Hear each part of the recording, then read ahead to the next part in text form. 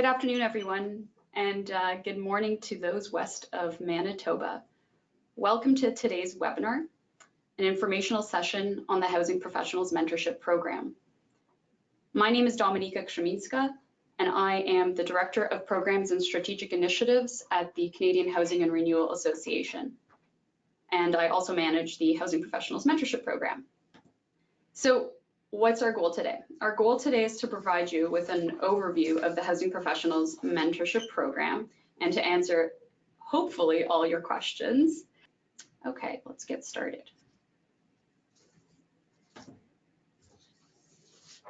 So today's agenda, I'll start with that. We're going to go through an about us, an introduction to the Housing Professionals Mentorship Program, where I'll provide details about what the program is and where it started.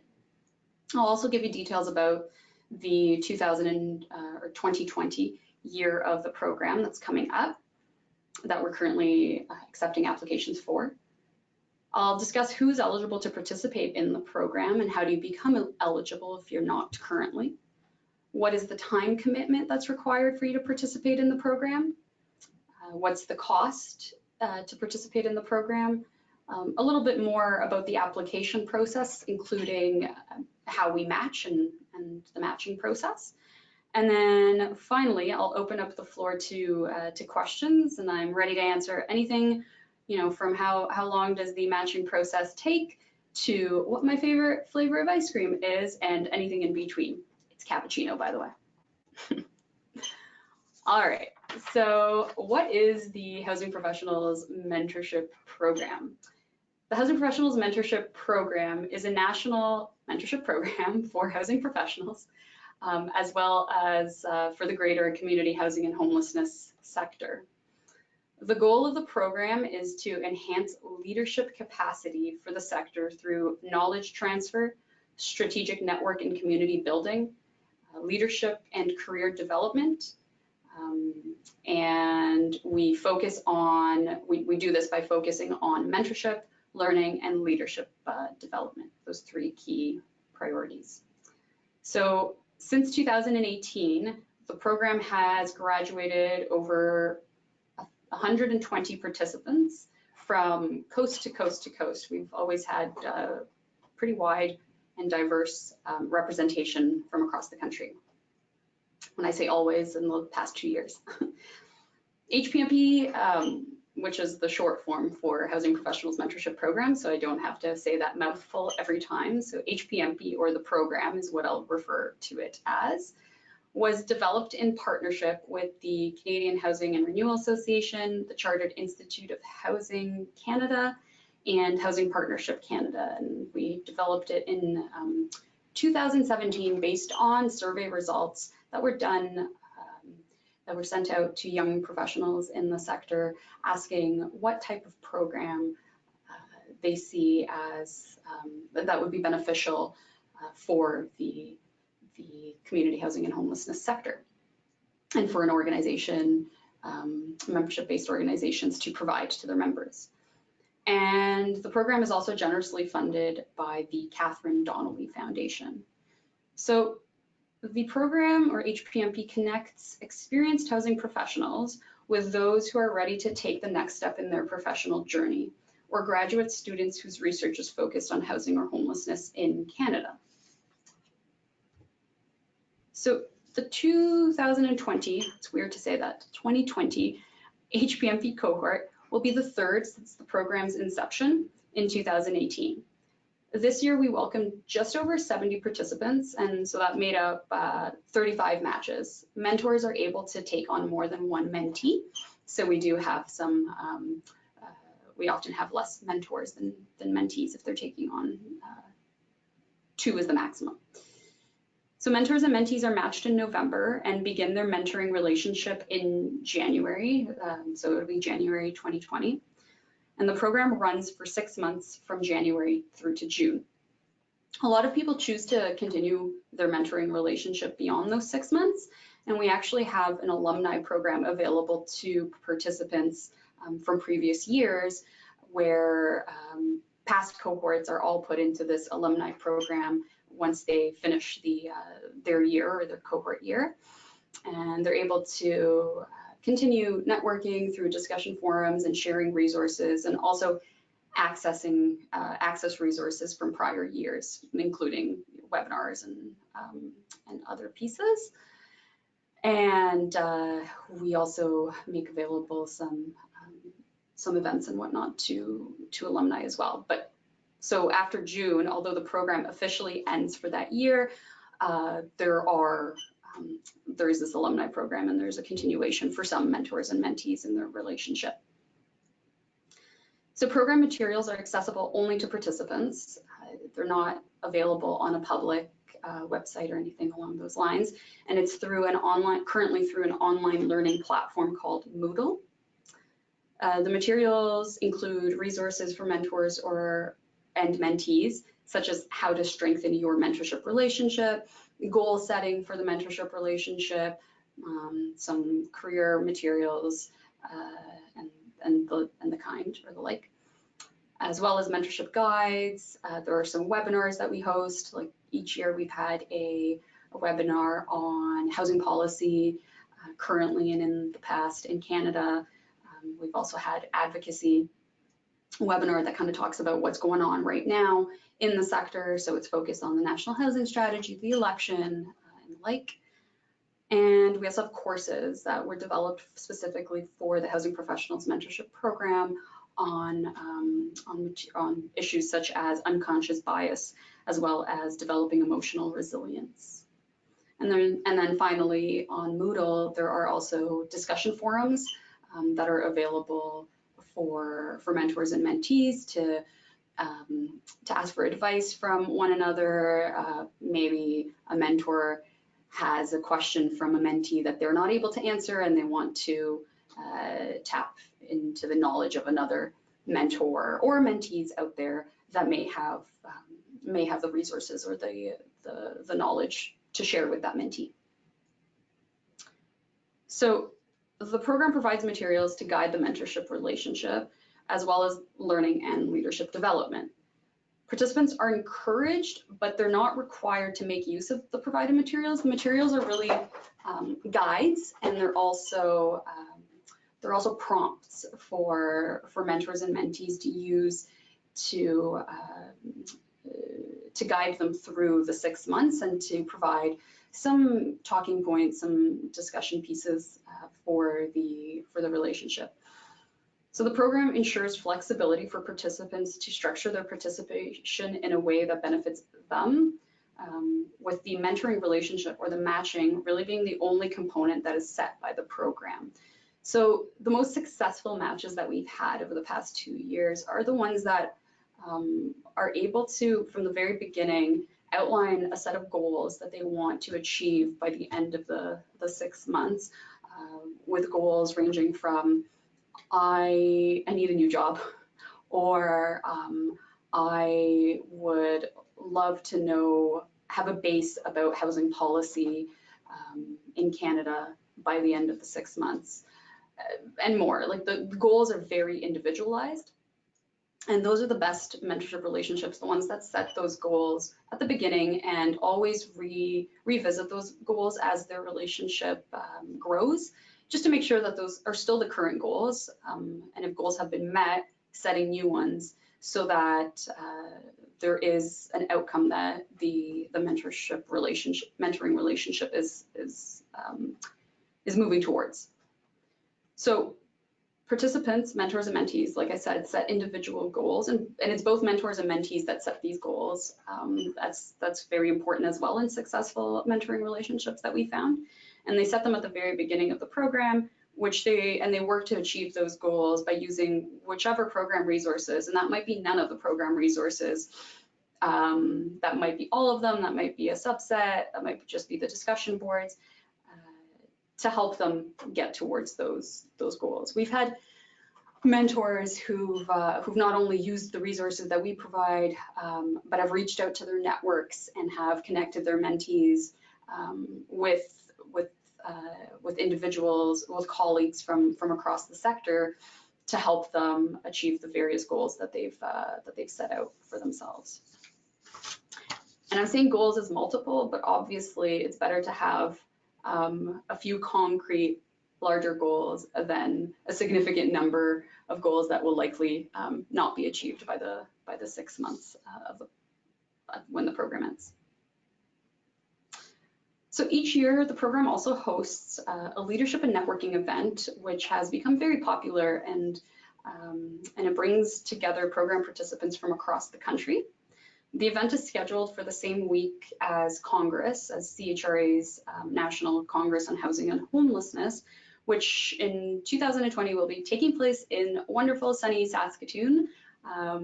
I love that city, and I'm very excited that that's where we're going to next year. And if you have never been, this is the perfect chance to go out there. It's the city of bridges. And that'll be the week of April 20th. As per the recommendations of prior cohorts, the event will be scheduled for the beginning of the week of Congress, likely April 21st. We'll land on that date in the next couple of weeks, but April 21st, and this will allow program participants to meet ahead of attending the conference, which allows for extended networking opportunities. The last 2 years in a row, we've had this event at the end of Congress week, where people have said, A, their brains are over capacity, especially because many people attend the conference as well. And then B, they find that the relationships they make at this event would have been really beneficial to have been made at the beginning of Congress week, so that they'd be able to have more of those in-person conversations and discussions throughout that entire week. So that's why we changed the date. So who's eligible to participate in this program? So there's a couple of criteria. It's not too stringent, but you are required to be a member with one of the 3 partner organizations. So that's CHRA, and CHRA, it could be you or your organization that is a member. CIH Canada, that's individual memberships, and HPC, which I know there are a few there. So I would suggest, if you do not know if you are a member and you'd like to find out more about membership, I would strongly suggest connecting with me, and I'll be able to let you know if you are a member. And if you're not, we'll definitely be able to work with you to ensure that you become eligible for the program. So you also need support from your employer, and support from your employer, the big piece is that they need to understand that you're participating in this program and that you are required to commit at least 25 hours to this program over the 6-month period.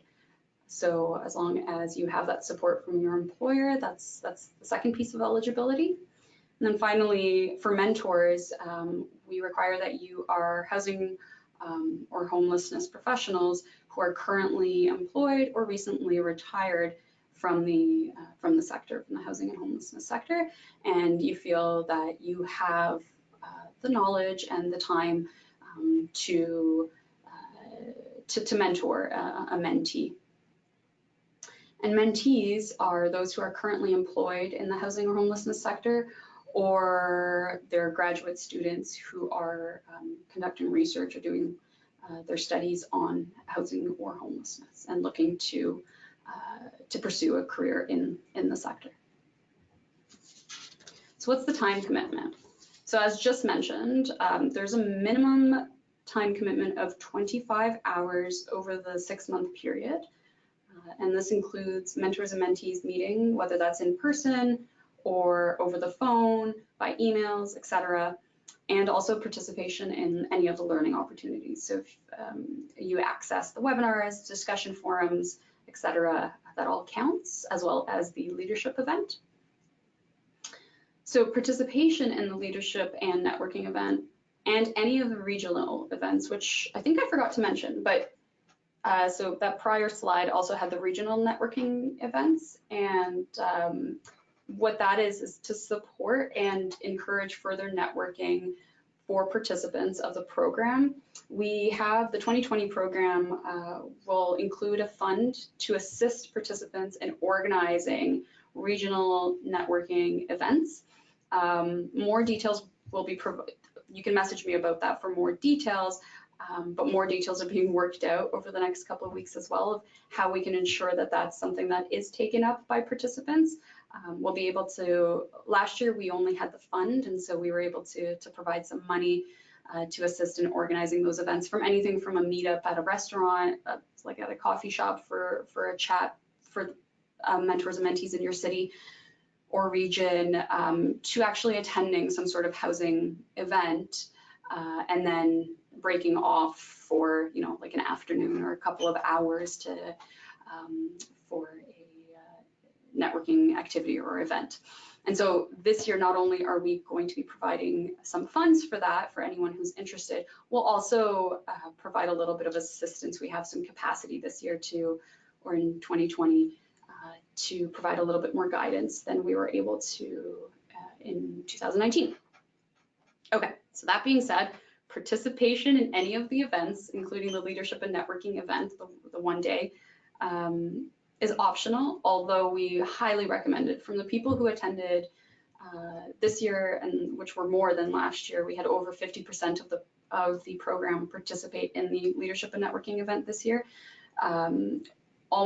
I think it was 100%, with like 85% saying strongly agree and the rest saying agree. The survey at the end of the event, they said that this was definitely worth their time, and that they would do it again and recommend it to anyone who's participating in the program to actually come to the leadership and networking event.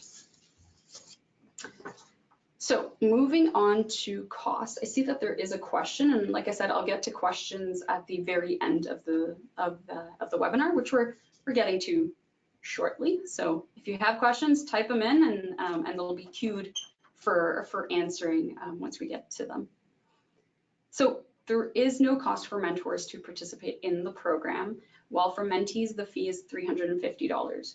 Although there are bursaries available for mentees who require them, and you indicate that you require a bursary when applying for the program. So in the application, you just select that you require a bursary, and we want to ensure that no one is unable to participate in the program because of financial reasons. So we make bursaries available to everyone who needs them, with the amounts depending on the demand.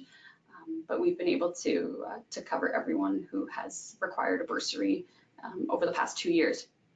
So we've never turned away anyone because of financial issues.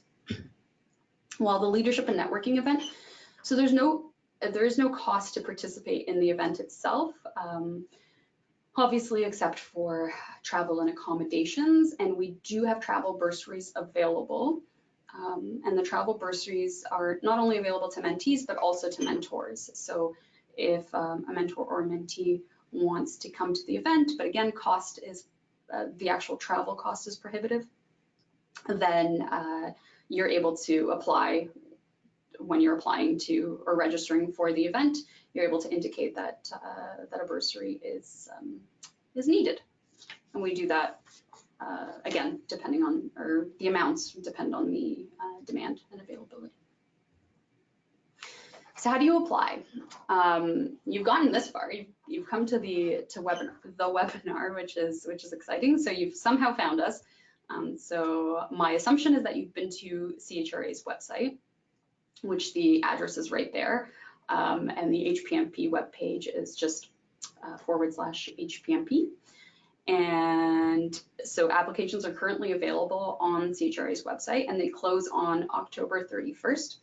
So we ask that even if you're thinking about it, put forward an application. Well, if you're thinking about it and have questions, ask them today, or ask them, or email me or contact me after, but definitely put forward an application prior to October 31st if you're planning on joining the program. And there's two separate applications, one for mentors and one for mentees, and they're both found on that webpage. And this year we're accepting up to 50 mentors and 50 mentees, with applications evaluated based on eligibility as well as a clear articulation of the reasons for which you are interested in joining or participating in the program, with selections made based on the availability of a suitable match. So obviously we haven't had too many of these, but if there are no matches for you, we do everything in our ability to find a match. And if it's not possible, well, then we connect with you and try to find out if there is anything in the application that you're willing to change, whether that's location of your mentor or mentee, or your goals, or what you'd like to focus on in terms of skills development throughout the relationship. So once approved for the program, mentees are invoiced for the program fee, and matching takes place in November. And it's, like I said, it's based on the information provided in the applications. So we do ask that you fill out the application as thoroughly as possible, because it definitely helps us, or helps me, conduct the matching and make sure that we get the right match for you. And we may contact you during the matching process to ask for clarification or for further information to assist in making the best match possible. In the past, we've had only a handful where we've actually had to a handful of mentee applicants where we've had to look for mentors outside of the pool of mentors that have applied, just because of the very specific asks of the mentee. So if you do have very specific asks, do not hesitate to put them down. Obviously, with no guarantee that we'll be able to find someone who matches those very specific requests as well as possible. So again, with the caveat being, although we do our best to match based on people's preferences, including language, location, and experience, we cannot guarantee that all preferences will be met. All right, so we've gotten to the question part. So I'm going to open up our little question dialog box to see if anyone has asked questions, and I do encourage you to type up any of the questions that you have that have come up throughout today's webinar or earlier and that I've not addressed. And like I said, if anything comes up after today's webinar, my information's right there on the slide. You can connect with me at any point, and I'll be happy to talk to you about the program. So I have a question. For eligibility as a mentee, can you be a volunteer with a housing-related nonprofit? That is a great question, Angela, and I do not see why not. You are participating, you're working for the nonprofit. Volunteer work is still work, so I would say for sure, definitely apply. Just that nonprofit or you as an individual has to be a member of one of the organizations, one of the partner organizations. Any other questions? Don't see anyone typing in any questions. I'll give it a couple of seconds. I'm trying to think of, oh, someone is typing in a question and telling me to wait, so I am waiting. Sorry, just give me a second. Yeah, so the program, just to let you know, while we wait for questions to come in. Oh, there's a question as to which organization is the least expensive or the cheapest to join. The answer to that is really, it depends. It depends on whether it's an individual membership, if your organization wants to join. CIH Canada is a certification body, so that membership is a little bit more expensive. HPC, Housing Partnership Canada, is for executives in the housing and homelessness sector. CHRA we are able to work with you. Our individual memberships for if you're joining this program, if that's why you're getting a membership, are I believe $55. I'd have to check for the year. And then, I mean, but our membership scale really ranges depending on whether it's individual membership or an organization or whatnot. So connect with me maybe afterwards and we can chat about that. Yes, Alana, you are able to apply to the program before getting a membership. We just need you to be a member as of January 2020. And if you become a member, for example, I'm speaking for my organization, which is CHRA, if you become a member before January 2020, between now and then, we'll actually honor your membership through to the end of next year. So if you apply right now, it's not just a 2019 membership, it'll be a membership till the end of 2020. Okay, so I have another question from Francis in Edmonton. Hi, Francis. And the question is, are you able to share where and what past mentees have done as a result of the program? That's a great question. Francis, we haven't actually, sorry, we haven't actually reached out to, so like I said, we're going into year 3 right now of the program, and part of year 3 is we're starting to develop or plan for post 2020. And one of the things that we're going to be doing is actually reaching out to past mentees to ask that question and to find out what they've done as a result of the program. And that's why it's great that we have that alumni piece, because we have all of our mentors and mentees still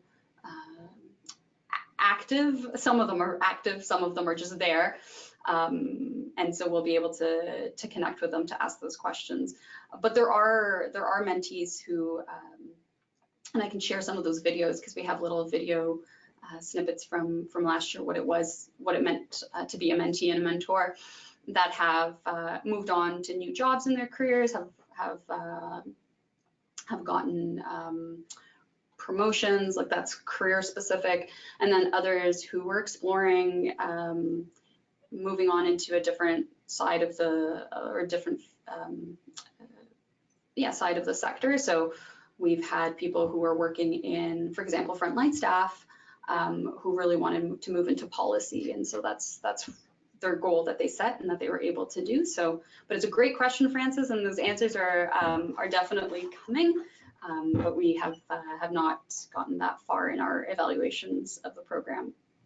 Although I will say that this year's evaluation of the 2019 program, we had really great feedback and recommendations that we'll be incorporating for next year. So that's one thing that I didn't mention, but each year so year 1 and year 2, we've evaluated the program, and we're obviously taking the recommendations seriously and making sure that we're making the changes that are identified by participants to ensure that future years are becoming better and more beneficial to participants. So 2 of the examples are that fund that I mentioned for the regional events that was created because of past mentors and mentees saying, it's great that you have the one-day leadership event in wherever Congress is, and most of us are able to attend, but it would be fantastic to have more of those and more opportunities to meet one-on-one with other participants in the program. And so last year we started, or this year we started that fund, and it wasn't taken up as much as we had hoped for. And we asked the question, why? Why did people identified that as something that they wanted? Why was the take up so low?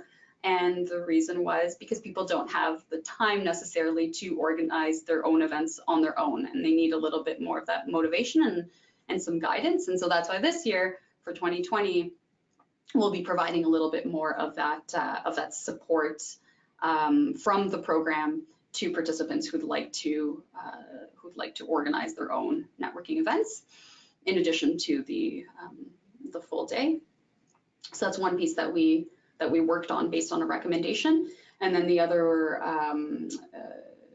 the other I'm blanking, I had mentioned earlier, but basically we do take recommendations seriously, and we do evaluate the program, and we'll be evaluating this year, the 2020 year as well. So I don't see any other questions coming through. If you, like I said, if you do have questions that may come up after the webinar, you have my information right there. I love to talk, so do not hesitate to email or call, or if you're in Ottawa for a visit, or if you live here, you can definitely message me and we can go grab a coffee and chat about the program. Otherwise, I'm going to thank all of you for participating, and I hope that you all apply for the program. If there's anything in the eligibility that is stopping you, whether it's membership or another piece like eligibility as a mentee, we've always had the question come up, do I have to be an early career professional, which is something else that we have through CHRA, that our early or housing professionals who are 30 years or younger in the sector? And the answer is nope.